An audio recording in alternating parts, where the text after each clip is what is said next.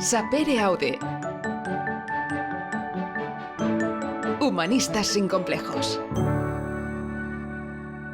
¿Qué tal? Bienvenidos a Humanistas sin complejos, el podcast que ha tenido ocasión de descansar unos días, porque nos hemos estado ahí recargando unas pilas que son más que necesarias. Ya sabéis que el mundo en este aspecto, la verdad es que no tenemos ocasión de aburrirnos y por lo tanto hemos tenido ocasión de ir recopilando una serie de invitados e invitadas que seguro os van a fascinar de la misma forma que nos fascina poder charlar con todos ellos. Hoy, sin duda, no es excepción. Tenemos una periodista, una reportera, una escritora, una directora de programas de televisión, alguien muy vinculado al mundo de las letras y de la comunicación, que es Cristina Morató, a quien de momento en nada le damos la bienvenida, pero antes, como siempre, vamos a ser respetuosos con el orden jerárquico, por decirlo de alguna forma. Alexis Viquer, ¿cómo estás? Bienvenido.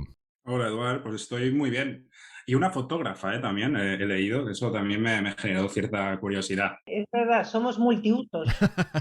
Bueno, es la clave de hoy en día, ¿verdad, Cristina Morató? Bienvenida, ¿cómo estás? Muchas gracias, bien, muy bien. Un placer que nos acompañes. Hoy contigo tendremos ocasión de, pues yo creo que de la misma forma que Alexis de gusto, este libro maravilloso, uno de los tantos que has escrito, que es de Diosas de Hollywood, las vidas de Ava Gardner, Grace Kelly, Rita Hayworth y Elizabeth Taylor, más allá del glamour. Antes tuvimos ocasión de comentar con Alexis, antes de empezar, antes de darle al rec, cómo las vidas de estas personas son casi como de universos paralelos, ¿no?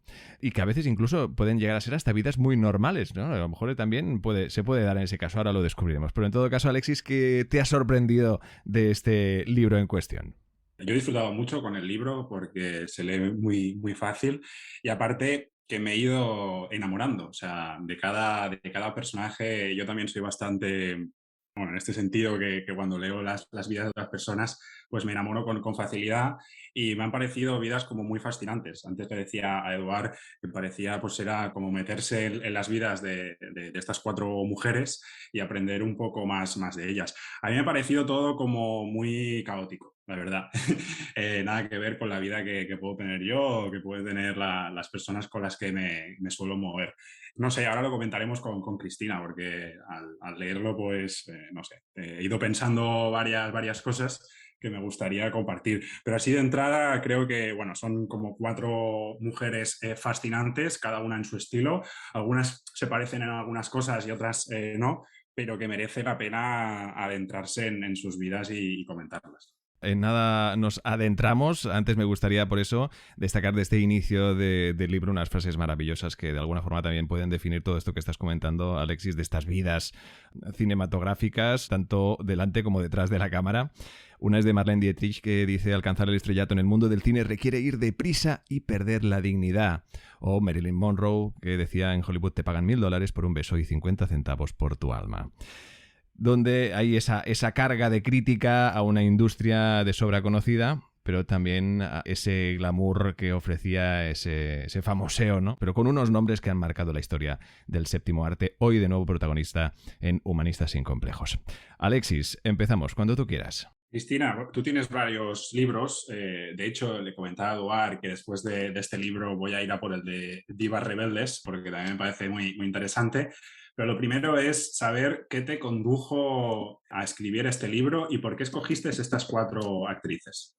Bueno, pues yo la verdad es que me encanta el cine clásico, me encanta el cine de la época dorada de Hollywood, pero es verdad que de vez en cuando yo había escuchado pues algunas confesiones y en algunas memorias un poco lo que era la trastienda de Hollywood, lo que había más allá de todo ese lujo y de todo ese glamour. Y de repente pensé, bueno, en un momento pensé, había escrito también sobre personajes históricos como Reinas Malditas y tenía ganas de acercarme de alguna manera al cine y decidí presentar lo que habéis dicho, o sea, el lado quizás más humano y menos conocido de cuatro mujeres que en aquella época eran las diosas del amor, o sea, cuatro mujeres imitadas, cuatro mujeres inalcanzables, diosas auténticas.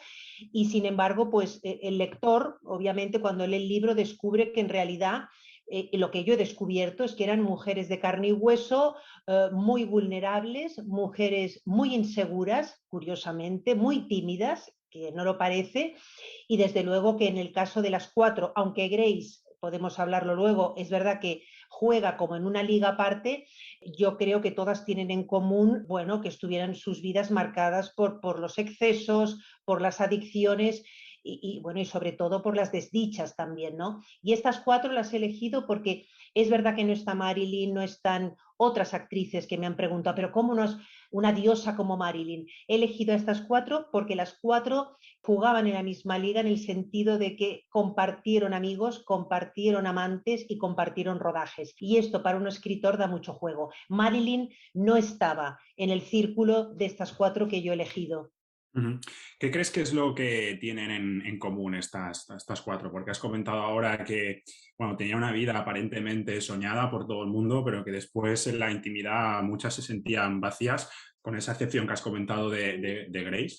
Bueno, todas tienen en común, primero, que el Hollywood dorado para muchas de estas actrices, para la mayoría de actrices, sobre todo las que llegaron tan lejos, más que dorado fue un auténtico infierno. Tienen en común que todas tuvieron que pasar por el Star System y el Star System lo vemos ya con otros ojos, obviamente, hoy. No solo cambiaba completamente el físico de estas actrices y cambiaba, incluso se inventaban sus biografías, porque lo que sí que es cierto es que el departamento de publicidad de los grandes estudios hacían muy bien su trabajo. Se inventaban la biografía también de las recién llegadas, pero todas ellas pagaron un alto precio porque era una época donde los productores, los mandamases de los estudios abusaban habitualmente de las actrices, las acosaban y si no, pues no tenías trabajo. Es decir, cuando Ava Gardner, la frase que yo he elegido en la contraportada del libro, ¿no? Que dice a las actrices en Hollywood nos trataban peor que al ganado, yo creo que se queda corta, porque ella añadió luego peor que animales, es decir, eran seres sin alma, ¿no?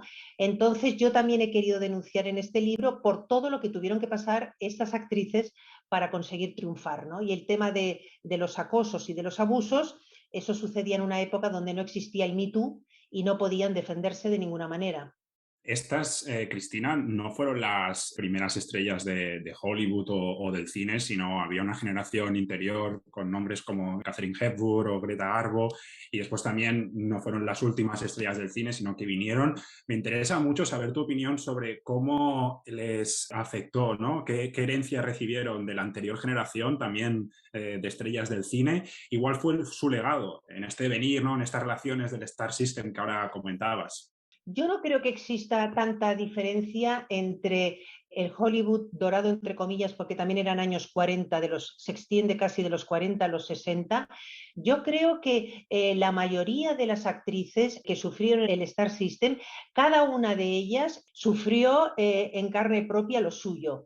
El hecho de que algunas, como el caso de Grace Kelly, tuvieran dinero, el apoyo de una familia buena, como era Grace Kelly con los Kelly, ¿no? Una familia bien de Filadelfia, y ella no tuviera que pasar por algunas de las cosas o aceptar algunas de las cosas que las otras debieron de aceptar, eso no significa que no fuera realmente un sistema muy perverso. A mí una de las cosas que me ha sorprendido, y esto también era válido en la época de Greta Garbo y de Katharine Hepburn, es que las actrices, tanto en esa época como en la que yo reflejo en mi libro, ni siquiera eran dueñas de su cuerpo. Es decir, todas las actrices tenían que firmar en ambas épocas unas cláusulas de moralidad que implicaban que tú te convertías en propiedad del estudio. Es decir, un señor como el señor Louis B. Mayer, por ejemplo, o David Zanuck, o los grandes de la época, magnates de la industria, decidían desde sus despachos de Culver City, en Los Ángeles, no solamente discutían el alquiler, las vacaciones de sus estrellas, sino que decidían por esta cláusula con quién podían contraer matrimonio o no, e incluso decidían sobre los embarazos de sus actrices. Y esta ha sido quizás una de las cosas que más me ha impresionado, porque realmente resulta sorprendente que mujeres, incluso en la época de Katharine Hepburn o de Greta Garbo, que eran mujeres bellísimas, poderosas, privilegiadas, porque eran privilegiadas por su estatus, que ganaban dinero, en realidad no eran dueñas de sus cuerpos. Porque si se quedaban embarazadas, como le ocurrió, yo lo cuento, ¿no? A Ava Gardner durante el rodaje de Mogambo, que ella se quedó embarazada, pues obviamente ella sabía que no podía seguir adelante con el bebé y el estudio, la propia Metro-Goldwyn-Mayer se encargó de que ella de manera muy discreta pudiera abortar en Londres, ¿no? Era un sistema muy perverso y que une las dos épocas, ¿no? Su físico, su belleza fue lo que les condujo a ser estrellas o diosas de Hollywood, pero al mismo tiempo yo tenía la sensación cuando leía el libro que también fue su mayor cruz, ¿no? O sea, era un arma de doble filo. Lo que las hacía ser quien eran, también al mismo tiempo era su mayor pena. El gran drama, Alexis, es que todas estas estrellas, en realidad, lo que el estudio vendía, la imagen que el estudio se inventaba de ellas, que era esa imagen de sex symbols, de devoradoras de hombres, no tenía nada que ver con ellas. Entonces, el problema era que Rita Hayworth, que queda inmortalizada para siempre como Hilda después de la película y que ya se encarga el estudio de encasillarla en ese papel de vampiresa, de mala, de devorahombres, en realidad Rita Hayworth, Margarita Cansino, era una chica que no pudo acabar los estudios, una chica proveniente de una familia humilde, una chica que no quería ser actriz, pero que la familia la empuja a entrar en el mundo de Hollywood porque obviamente se gana dinero, finalmente la familia va a vivir de los ingresos que ella recibe y en realidad ella no cuenta para nada o sea, su opinión no cuenta para nada, ¿no? Y yo creo que el drama de ellas justamente es que muchas, Ava Gardner no quería ser actriz y se vio empujada a ello. Entonces, los estudios hacían muy bien su trabajo porque, claro, lo que hacían era presentar una imagen al gusto del público estadounidense. Entonces, obviamente, Margarita Cansino, hija de un bailarín sevillano y de una estadounidense nacida en Brooklyn, porque nace en Brooklyn, le cambian y la convierten en Rita Hayworth, esa despampanante pelirroja, y sufre una transformación física muy notable, ¿no? O sea, borran de un plumazo lo que era una latina. ¿Por qué? Pues porque hay que vender a la diosa del amor y todo eso les crea a ellas muchas complicaciones porque la célebre frase que es tremenda, ¿no? La de Rita Hayworth cuando decía los hombres se acuestan con Hilda y se despiertan conmigo. Es verdad, todas, tanto Orson Welles como el Ali Khan, no se enamoraron de Margarita Cansino, sino se enamoraron de la sex symbol Hilda. Y ella era una chica sencilla que lo único que quería era formar una familia y que le encantaba pues algo tan poco glamuroso como pasarse el día en chándal, ¿sabes? Escuchando discos de Sinatra y haciéndose a lo mejor la manicura, ¿no? No, si nos pasa a nosotros con nuestras vidas más terrenales, ¿no? Que a veces no te enamoras de la persona, sino que de las circunstancias, ¿no? De esa persona, pues cómo no les va a pasar a ellas. De todos modos, Cristina, hay un contraste entre las dos primeras actrices, entre Ava y Rita, y entre Grace y Elizabeth, porque, como decías ahora, las dos primeras no tenían ninguna intención ni por asomo de ser actrices. Un poco Rita sí que en el mundo artístico, un poco por el legado familiar que tenía, pero más orientada en el baile. Y después Grace y Elizabeth venían de familias algo más acomodadas, sobre todo Grace, y sí que se tomaron mucho más en serio el hecho de querer ser actrices. Grace con una formación unilateral, sin el apoyo de sus padres, y Elizabeth sí que desde muy pequeña ya con el apoyo de sus padres, ¿no? Sobre todo de su madre, para que triunfara desde bien pequeña en el mundo del cine. Sí, yo creo que es muy interesante porque son muy distintas. Yo creo realmente que la historia de Ava Gardner pues, es la de la Cenicienta, auténticamente, ¿no? Porque cuando ves su historia y te encuentras con una niña, ¿no? Que crece descalza y salvaje en un remoto pueblo de Carolina del Norte y entonces te encuentras esa historia que parece tan de novela, ¿no? Y que el cine también ha reflejado. Un cazatalentos descubre su fotografía y entonces acaba convertida en esa deslumbrante estrella y diosa del amor, pues obviamente también es verdad que va a marcar mucho lo que es su comportamiento, incluso sus problemas luego con la bebida y sus adicciones. ¿Por qué? Porque lo has dicho tú muy bien, tanto Grace Kelly como Elizabeth estudiaron para ser actrices, estudiaron arte dramático y se prepararon para ello. Y además tenían una formación, habían ido a la escuela. Y en el caso de Ava Gardner apenas pudo ir a la escuela y en el caso de Rita Hayworth, su padre la sacó de la escuela para convertirla en su pareja de baile, y es una niña que casi no tuvo estudios, casi no pudo ir a la escuela, ¿no? Entonces, estas chicas que llegan a Hollywood con 16, o en el caso de Ava Gardner con 17 años, y con esa mochila que digo yo emocional y esas carencias, y tan vulnerables, pues eran presa más fácil de esos tiburones que había en Hollywood, ¿no? Y en cambio Elizabeth y Grace Kelly tenían otras armas para defenderse, entre otras que en cualquier momento podían decir yo me voy de aquí. Y en el caso de Ava y Rita, finalmente las dos mantenían a sus familias. Unas familias que también eran tiburones, porque sobre todo en el caso de Rita y el caso de Grace, el control que tenían, ¿no? Y la obsesión que tenían esas familias, incluso en el caso de Grace, o sea, parece que nunca llegó a obtener el reconocimiento, ¿no? Por parte de su familia, por mucho que ella tomó un camino súper profesional, e incluso Rita también comentas en el libro, ¿no? Que era muy, muy profesional, dejando al lado todos los desvaríos que podía tener fuera de los platós, pero que esas familias también les marcaron mucho, y en el caso de Ava no había tanto control, pero también tenía, ¿no? una serie de estigmas, ¿no? Por parte de su padre, por parte de su madre, que los arrastró toda la vida. Yo creo que a pesar de ser humilde y de nacer donde nació, la infancia de Ava Gardner fue la más feliz. O sea, fue una infancia que parecía de novela de Tom Sawyer, ¿no? En esa Carolina profunda, en los campos de algodón, ayudando a su padre. Y además tenía una gran admiración a su madre, que era una mujer que se quedó viuda pronto, tuvo que trabajar como cocinera y limpiando hoteles, dedicándose a trabajar como sirvienta para sacar adelante a los hijos. Y yo creo que fue la más feliz en su infancia. Y con Grace Kelly yo siempre digo que los Kelly son como los Munsters, o sea, es una familia que no da para un libro, da para una novela entera, ¿no?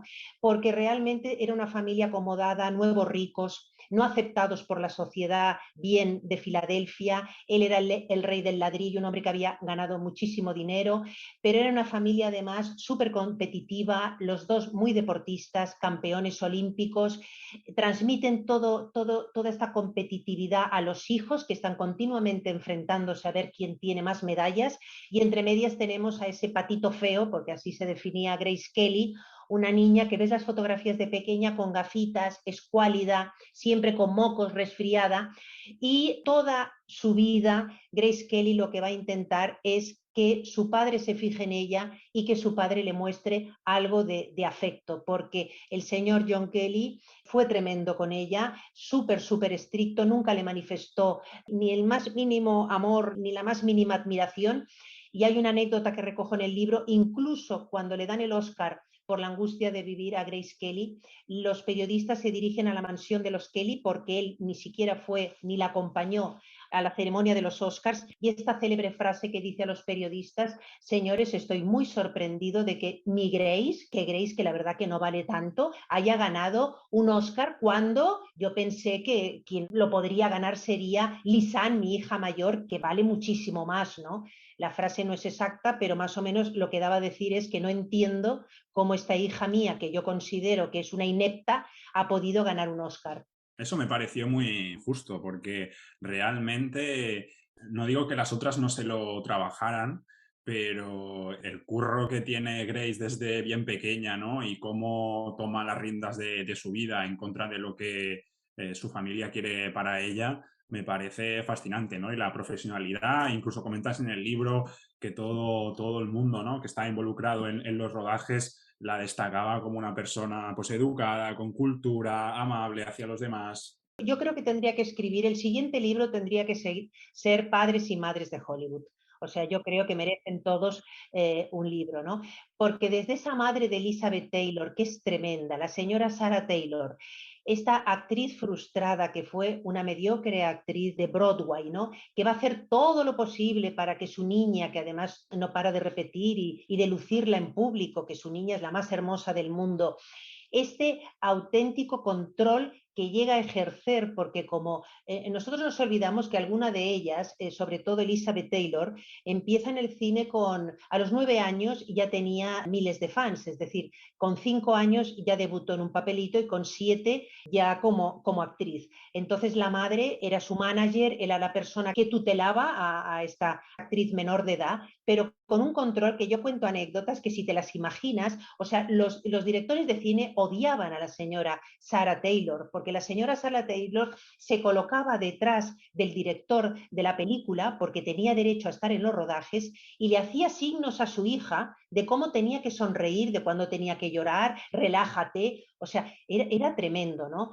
Por eso hay un momento en la vida de Elizabeth Taylor cuando se casa, la gente dice, Dios mío, cómo esa chica con dinero, con fama, a los 18 años no los había cumplido, se casa con este tipo como este impresentable, porque era tremendo, el Nicky Hilton, ¿no? El heredero de esos hoteleros de lujo.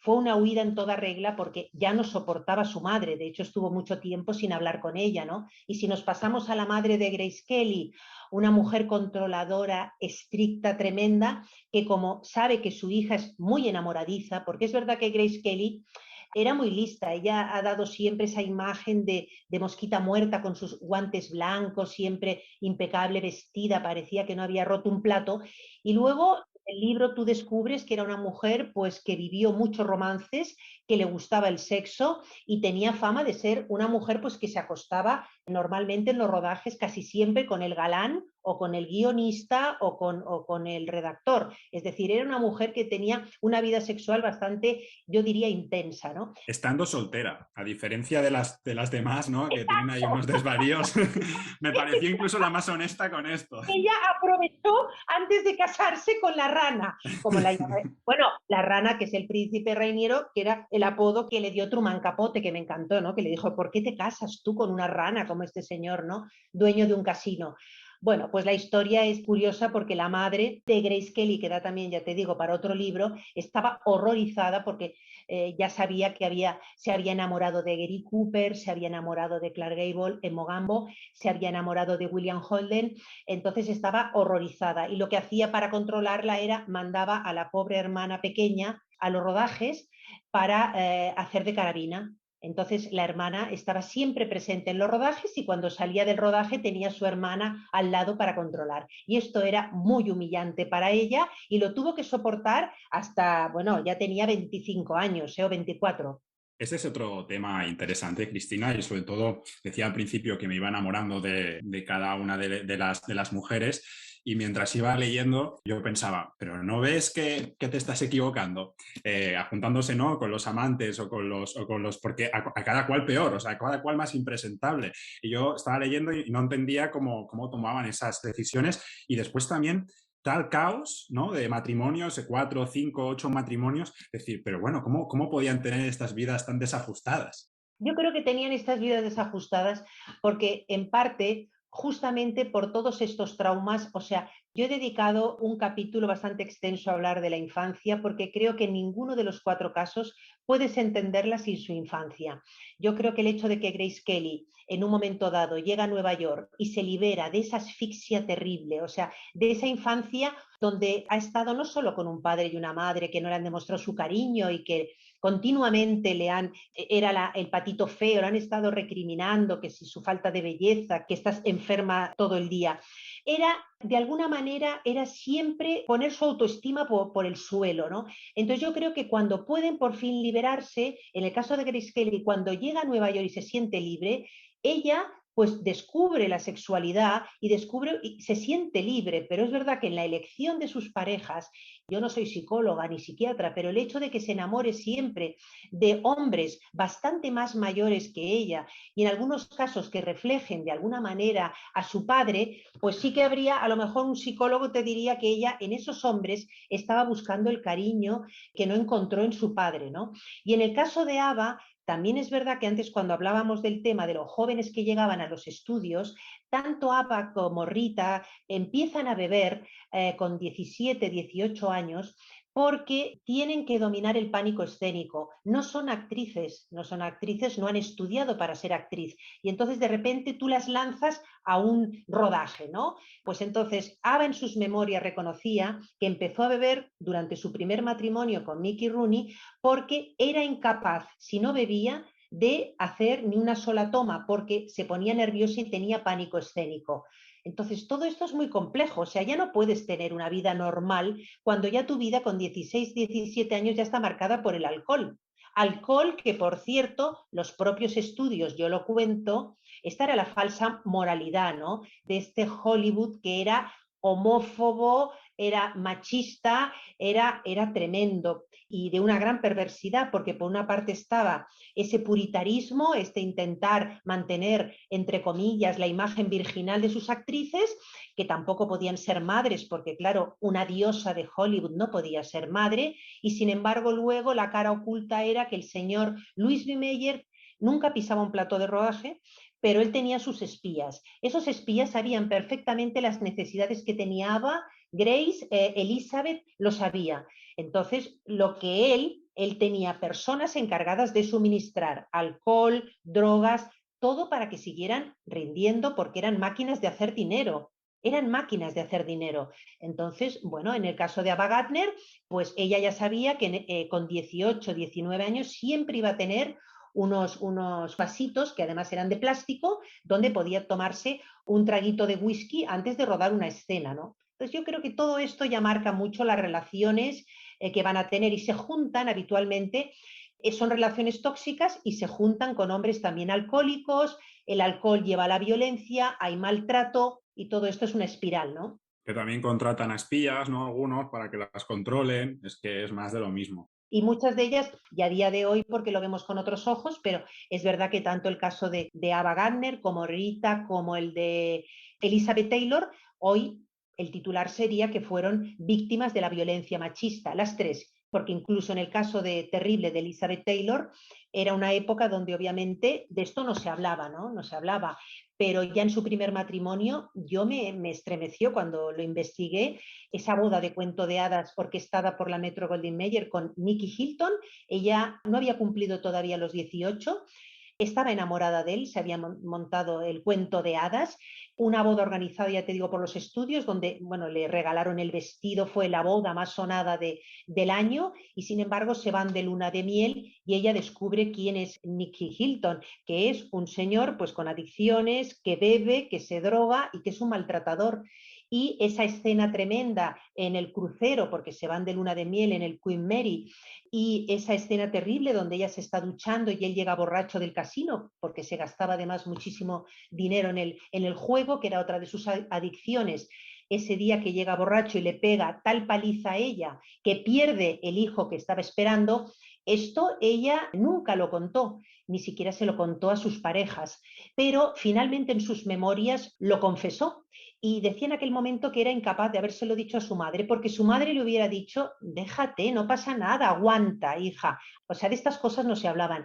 Y es tremendo, porque luego también por parte de Richard Barton era una relación, fue el gran amor de su vida, pero también una relación muy dañina, con mucha violencia de por medio, con mucho alcohol y por parte de Elizabeth todo por la adicción que ella tenía a los analgésicos, ¿no? Por los dolores que sufría.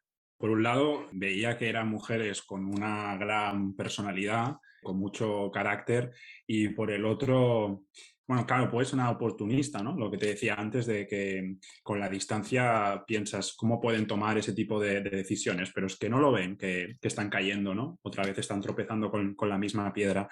Pero me imagino que es lo que tú explicas, que al final eran víctimas, ¿no? de ese sistema, de esa sociedad, de esas familias y estaban, digamos, condenadas y por todos los lados. O sea, prácticamente eran productos, ¿no? A merced de una sociedad que estaba así montada.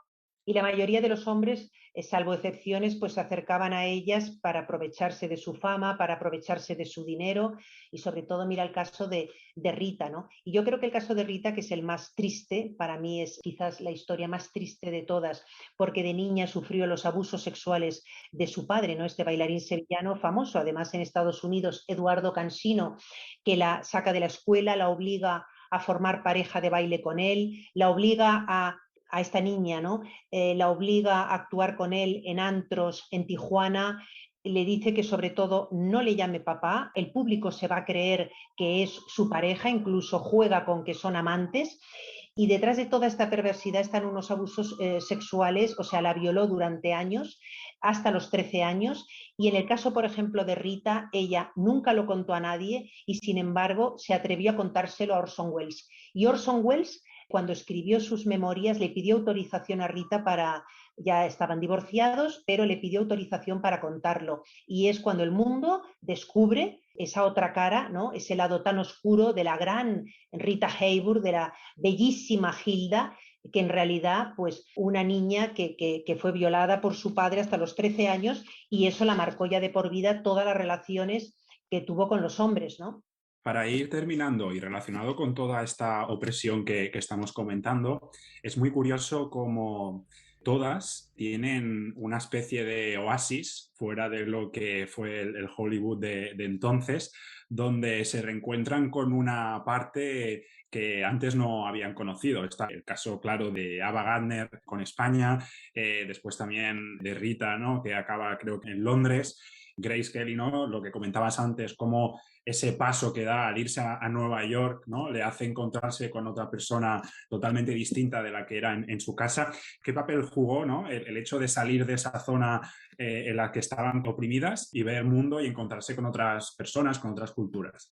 En el caso de Ava está claro que ella llega a España, pero vamos a ver, ella llega a España en plena dictadura franquista, ella llega a España con 33 años, es una mujer muy tocada ya. Había abortado hacía unos meses atrás, un aborto que siempre quedó como que la habían obligado, aunque ella luego en sus memorias contaba que ella había decidido no tener ese hijo, estaba claro que pesó sobre todo el castigo que podía tener por parte del estudio, el quedarse justamente embarazada en pleno rodaje. En el caso de Ava fue una huida en toda regla porque ella llega a España con el corazón roto, una mujer ya muy alcoholizada, que lo único que quiere es huir de los paparazzis y del recuerdo de Sinatra, que siempre va a ser su amigo y el gran amor de su vida, pero que ya ha firmado el divorcio, definitivamente ya ha firmado el divorcio, aunque habrá aún intentos de reconciliación. Y literalmente ella en España se siente como una española más. Lo más curioso es que llega, nadie entendía en Hollywood qué hacía una mujer tan libre, ¿no? Una mujer con una sexualidad además tan abierta, porque es verdad que fue siempre muy libre, nunca negaba a los hombres con lo que se acostaba. ¿Qué hacía esta mujer en esa España de Franco, ¿no? Una mujer divorciada, como decía ella, una mujer divorciada, no católica y bebedora. O sea, ¿qué hago aquí? Pues bueno, encontró su lugar, pasó 12 años, que no fueron solamente 12 años bebiendo, obviamente, ni teniendo relaciones con toreros, porque hizo también magníficas películas. Estando desde España hizo La noche de la iguana. Pero yo creo que sí que para ella fue dar un cambio totalmente y aquí fue muy feliz, ¿no? Y en el caso, por ejemplo, de Grace Kelly se buscó otra huida, ¿no? También fue una huida. Ella cuando decide, nadie entendía tampoco, ¿no? Como después de 11 películas de éxito, con 25 años, después de haber rodado con los más grandes directores, teniendo un Oscar, ¿por qué te vas a casarte con un príncipe de un estado que, bueno, me refiero, en América no sabía ni dónde estaba Mónaco, ¿no? La madre, de hecho, se creía que era Marruecos y estaba horrorizada, ¿no? Decía, ¿cómo te vas a casar con un marroquí? Y le decía, no, mamá, le enseñaron un día un plano, un mapa, todas las hermanas, ¿no? Que esto lo cuento en el libro, y le dijeron, mamá, esto es Mónaco, Marruecos está más abajo, se va a casar en Mónaco. No tenían ni idea lo que era y nadie entendía por qué se casaba con este príncipe y abandonaba. Otra huida en toda regla porque ya no podía más. Yo creo que fueron actrices que llegó un momento, hubo algunas que no pudieron huir. Las que pudieron huir lo hicieron, algunas con mejor final que otro, pero desde luego fue una huida. Y luego también Elizabeth Taylor, el hecho también de casarse con Barton hizo que pasara muchas más temporadas en Londres, que hiciera más películas en el extranjero, y también fue una huida en toda regla, porque yo creo que era un sistema totalmente asfixiante. Y de hecho es muy gracioso porque Elizabeth Taylor cuando pidió ese famoso $1.000.000 por interpretar Cleopatra, ella se reía porque esa película no la quería hacer. Y ella pidió esta cantidad pensando que realmente nunca la iban a aceptar. Y cuando la aceptaron, ella se puso muy contenta porque dijo, esta es mi venganza con los estudios, esta es mi venganza con la Metro-Goldwyn-Mayer, que me ha robado la infancia y lo único que ha hecho ha sido explotarme, ¿no? Todas tenían un sentido de haber sido muy, muy explotadas y muy maltratadas en Hollywood. Me gustaría terminar, Cristina, hablando un poco de la vertiente más artística y preguntarte, según tu opinión, cuál fue de ellas, porque todas tienen una carrera prolífica con muchas películas, trabajaron con directores muy, muy buenos, pero según tu opinión, ¿cuál fue la que atesoró más talento? Yo creo que me quedo con Elizabeth Taylor porque es verdad que a mí me caía muy mal. Cuando empecé a investigar su vida, yo asociaba mucho a Elizabeth Taylor a las películas de animales y de mascotas. Para mí era la Liz Taylor de Lassie, que me parecía súper cursi y además en versión original su voz era como muy, muy, muy repipi. Sin embargo, cómo fue madurando, las películas que llegó a hacer y sobre todo algunas joyas como Quién teme a Virginia Woolf, que a mí ya fue una película que dije, bueno, ¿quién es capaz de interpretar este papel? Ya demuestra, no tienes que demostrarme nada, ¿no? Además de otras fantásticas películas. Yo creo que la mejor de las 4 como actriz, yo creo que fue Elizabeth Taylor. No, y además la única que no hemos dicho, porque hemos hablado mucho de desgracias, pero bueno, vamos a acabar con un buen sabor de boca. La única de ellas que esto además hay que decirlo, que es inspiración, esa sí que es inspiración, y lo dicen, ¿no?, las actrices actuales, cuando el cine le da la espalda, cuando ha engordado, cuando físicamente es un recuerdo de aquella belleza que fue, Elizabeth Taylor se reinventa como empresaria de éxito. Y a mí me fascina esa mujer que antes que todas estas celebrities de ahora es capaz de pensar, bueno, ¿qué puedo hacer? Y crea el primer perfume con su nombre, Passion, y luego creó White Diamonds y otros. Ganó una auténtica fortuna, ganó más que todos los años en los que trabajó en el cine y en los años 90 se convierte en una de las empresarias más ricas de Estados Unidos y cuando fallece su fortuna, que tendría más por posesiones y por todo, superaba en el 2001 los $600 millones.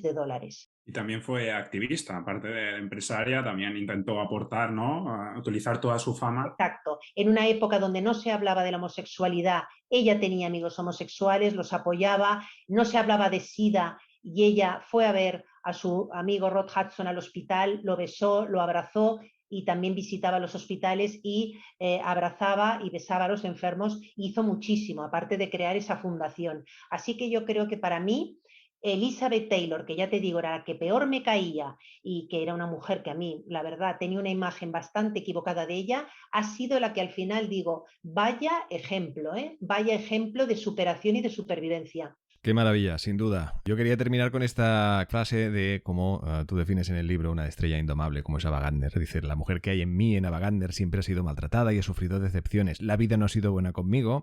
Es cierto que me ha dado éxito, riqueza y todo lo que podría soñar. Pero por lo demás, me lo ha negado todo.